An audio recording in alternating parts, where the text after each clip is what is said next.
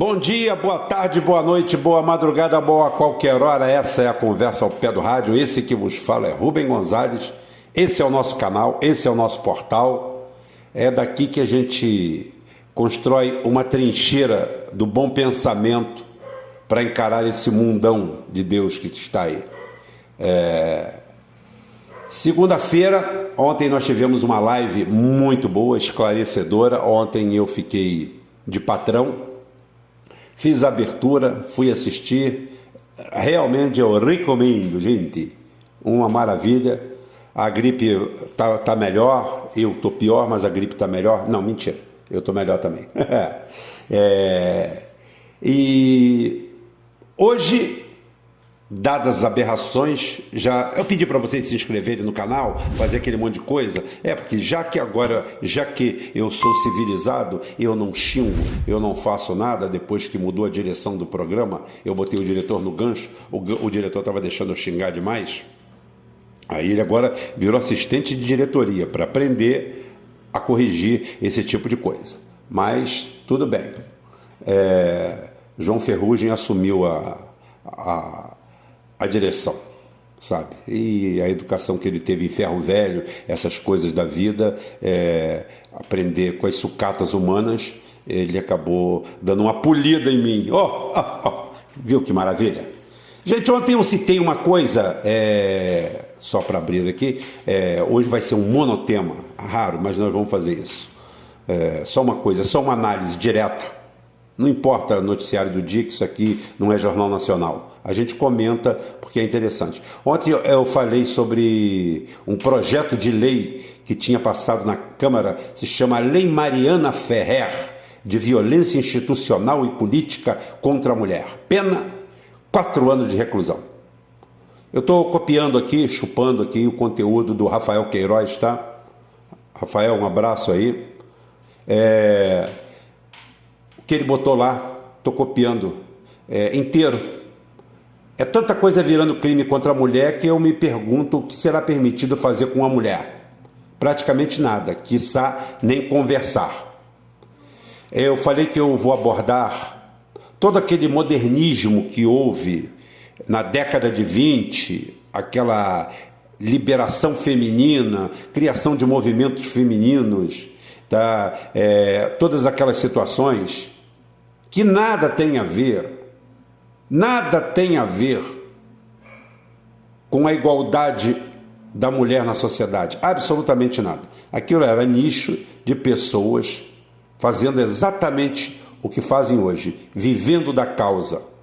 Aqueles 15 minutos de fama que o Andy Warhol falou que todo mundo queria ou teria um dia no futuro, essas mulheres fizeram.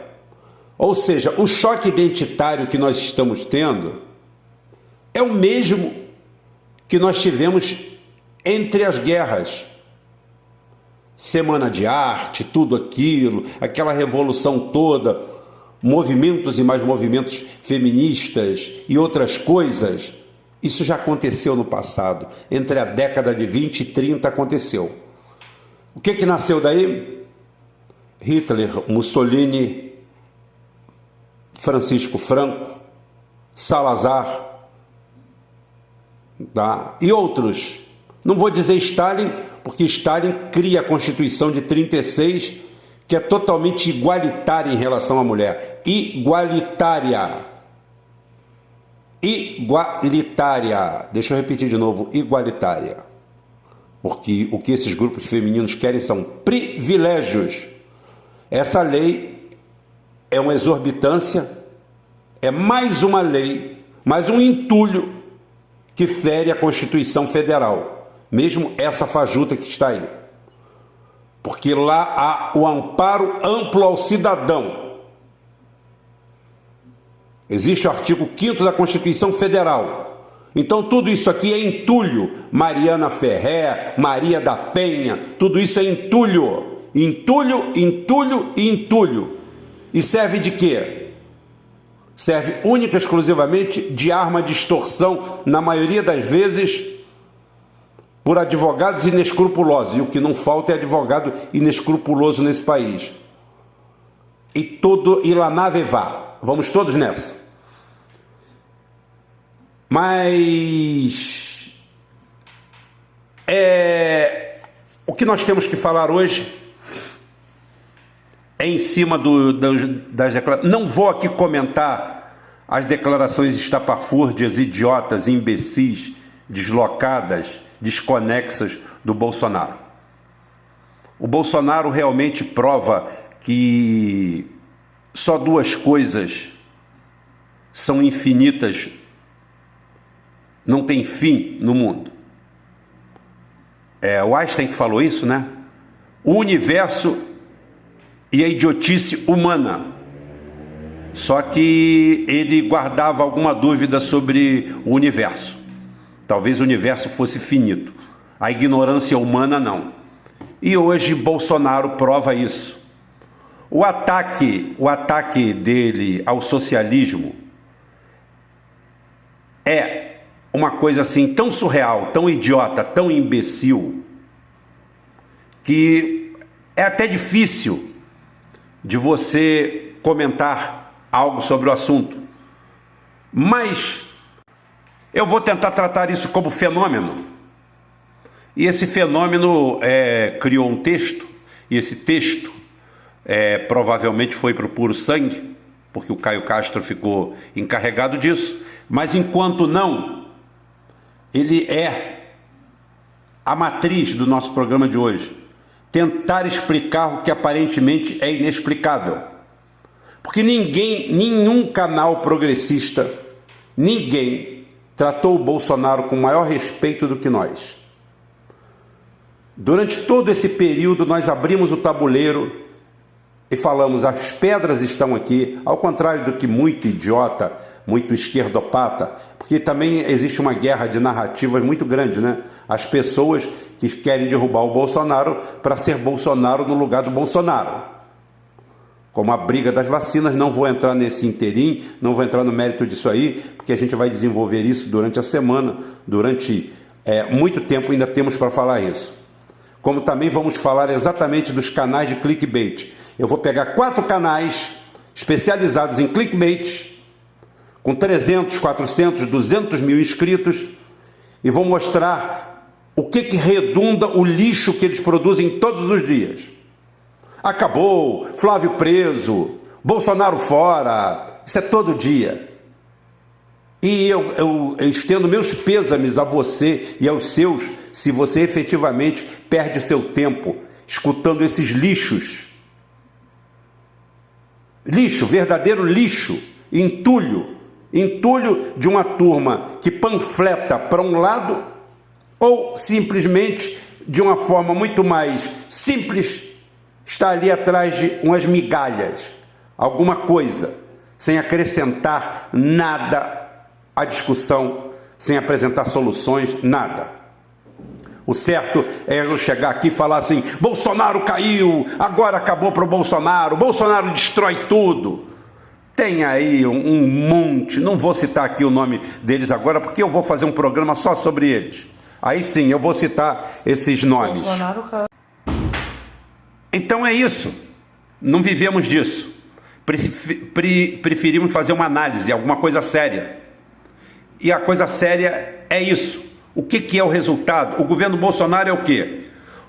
O governo Bolsonaro é o resultado de um fenômeno de negação cíclica do organismo vivo que se transforma a sociedade, o Brasil. Gente, isso não é uma teoria, isso é uma constatação científica, histórica. O Estado é um sistema, é um organismo vivo, que não tem cara, não tem cor. É um somatório de ações e resultado de um grupo confuso e não coeso, que apresenta realmente um resultado palpável através da observação estatística, ou seja, a observação da história. Em condições normais de pressão e temperatura, um candidato como Bolsonaro não se elegeria a nada ou a coisa nenhuma. Ele é a tríade da burrice, arrogância, prepotência. O seu discurso é monossilábico, vazio, repetitivo e, quando analisado friamente, não representa conteúdo algum. A prova é essa história de socialismo. Dá a impressão que países socialistas não têm exército, não têm forças armadas. Não, Bolsonaro tem. O que acontece é que nas Forças Armadas dos países socialistas, normalmente, quando um oficial das suas cores, da sua bandeira, planeja fazer um ataque criminoso para ganhar alguns caraminguá no contra-cheque, ou ele pega prisão perpétua ou é fuzilado.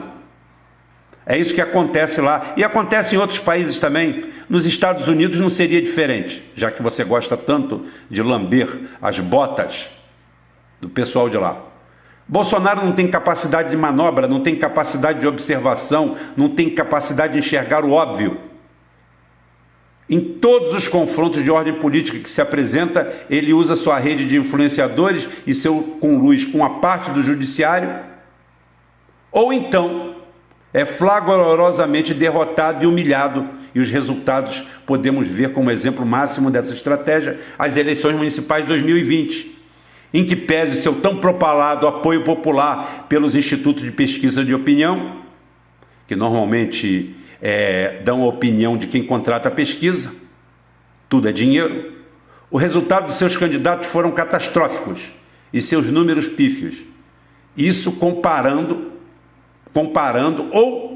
ou igualando ao seu maior inimigo do momento, aquele que ele escolheu como inimigo preferencial. Processo esse que acabou facilitando a vida de seus adversários e de todos eles. E o que melhor se aproveitou disso foi o João Dória, político bissexto, espertalhão, que fez fortuna através do expediente político de artimanha, maracutaia, acerto. É um monstro do pântano, um rato do meio do lodaçal, porém, de forma inegável, temos que ver o abismo que existe de inteligência acadêmica, prática e emocional entre os dois. É um verdadeiro genocídio. Mas, para constar o fenômeno que elegeu o Bolsonaro, ele é um somatório de condições especiais. Eu lancei há mais de 2 anos, e que foi copiado por muita gente, que seria a síndrome dos 29 anos, ou fenômeno dos 29 anos. Um ciclo absolutamente perfeito de repetição de cenários que cria essa condição especial, em que esse organismo vivo, chamado sociedade brasileira, é submetido às mesmas condições, ou condições análogas, e que essas condições levam a um total desencanto ético e moral da sociedade, sempre insuflado pela mídia e sempre tendo como pano de fundo um judiciário que extrapola. E esses candidatos excêntricos, apesar de seus discursos vazios, ocupam esse nicho e simplesmente ninguém analisa a sua história pregressa e de uma hora para outra se cria um personagem político, algo do nada. Foi assim com Jânio Quadros, em 59, que já era visto por muitos como um corrupto e demagogo, porém conseguiu se eleger em cima de um discurso moralista, anticorrupção, pró-família, pró-Brasil e, claro, como não poderia deixar de ser, contra o comunismo. A gente fala mais na frente sobre o comunismo. Exatamente, precisamente, suíçamente, relogisticamente, exatamente 22 anos depois da saída de um regime até de exceção, o povo foi submetido ao mesmo processo. O processo de procurar um boneco, que não importando o seu passado, o importante seria que o mesmo representaria naquele momento específico alguém que preenchesse esses requisitos. E bingo, aparece o grande herói, caçador de marajás, o implacável, o incorruptível, o grande inimigo de quem? Adivinha? Dos comunistas comedores de criancinha. E o que é mais importante? Lutar contra o comunismo, que agora sim, eu digo, é uma figura etérea, sem conhecimento nenhum, sem corpo, sem nada, que nenhum brasileiro médio consegue explicar, mas adora combater.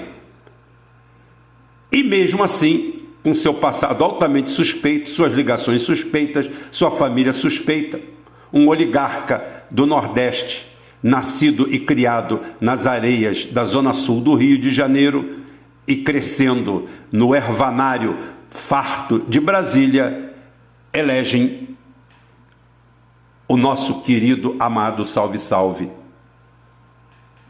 Fernando Collor.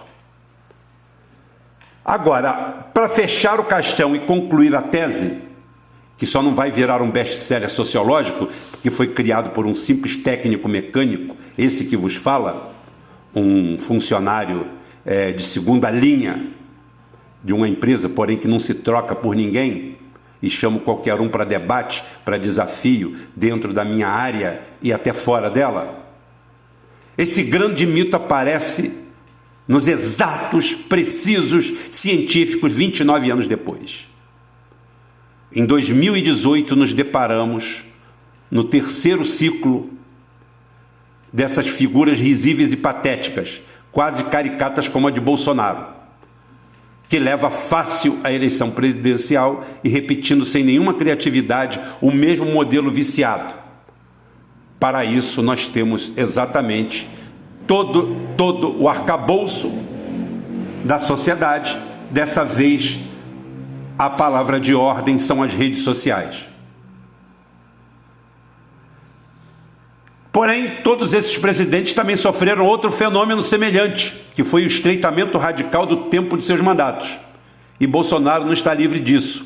A sua obtusidade política, a sua arrogância, a sua incapacidade de enxergar a realidade é apenas a repetição sistemática de todos os erros de seus antecessores. De não ter tido uma assessoria competente o suficiente para mostrar o seu abismo completo. E a queda livre para nós brasileiros, que fica com a tragédia em que o principal herdeiro dessa grande sujada seja alguém da estirpe de um João Dória, atual governador de São Paulo, alguém infinitamente mais perigoso que o próprio Bolsonaro, porque, em honestidade, ambos ocupam o mesmo nicho, o mesmo espaço. São todos eles maleáveis, manobráveis, pertencem ao neoliberalismo e estão prontos para vender o Brasil, destruir o Brasil por qualquer motivo. O grande problema de tudo isso é que o João Dória faz isso com muito mais ciência e muito mais capacidade. De uma forma ou de outra, se você está batendo palma para o João Dória, cuidado, porque ele é mais perigoso que o Bolsonaro. E desse modo, gente, desce o Brasil ladeira abaixo.